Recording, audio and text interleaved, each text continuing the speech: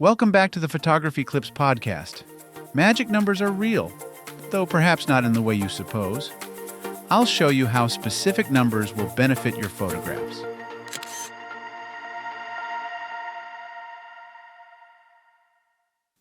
Magic numbers rule the world, or so it seems, and I'm not talking about money, although I'm sure accountants and investors would beg to differ. Instead, I'm referring to numbers commonly seen in design.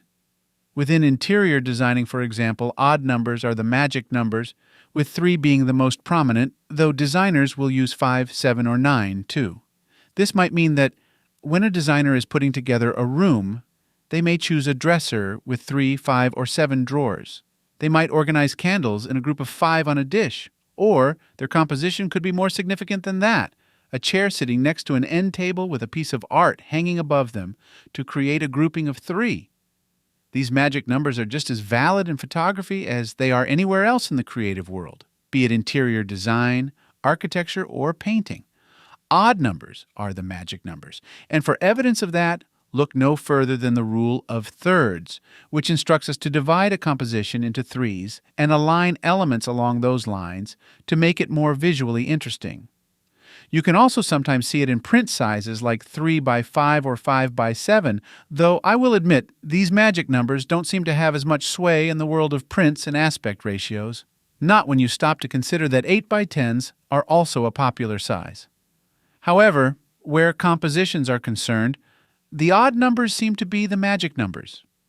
Interestingly enough, there is quite a bit of science behind this. The human brain, and thus our eyes, are naturally tuned to bring order to the information we absorb. Therefore, we tend to prefer even numbers because even numbers are easily divided and easily grouped into patterns. 4 is the number of sides of a square. If you divide that number, you get another even number, 2. But 5? That makes a pentagon a much more complex shape, and dividing it in half gives you 2.5, a more complex number. People prefer even numbers because odd numbers challenge us more.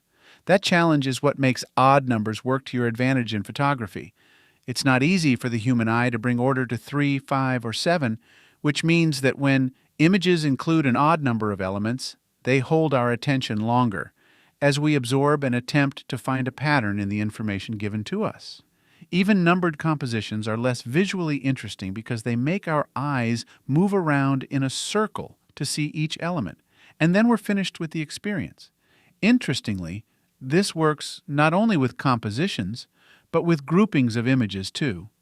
Triptychs are more interesting than quatics, which are so rarely used that it meant Googling the name of a group of 4 images to remember what it was called. There is one exception to this magic number rule, and that would be number 2.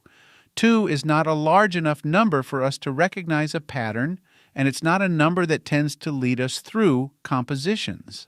However, 2 can still be interesting because they tend to do one powerful thing: present things in comparison and contrast. This could mean a comparison or contrast between 2 images or between 2 elements within an image. When allowed to compare and contrast, people usually linger a little longer as they process and form opinions.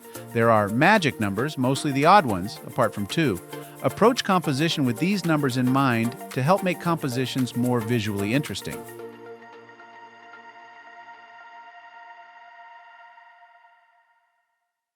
Thank you for listening and subscribing to the Photography Clips podcast. If you would like to learn more about my photography, please visit photographyclips.com. I hope you have a wonderful day. Now go and enjoy the beauty of God's creation through your lens.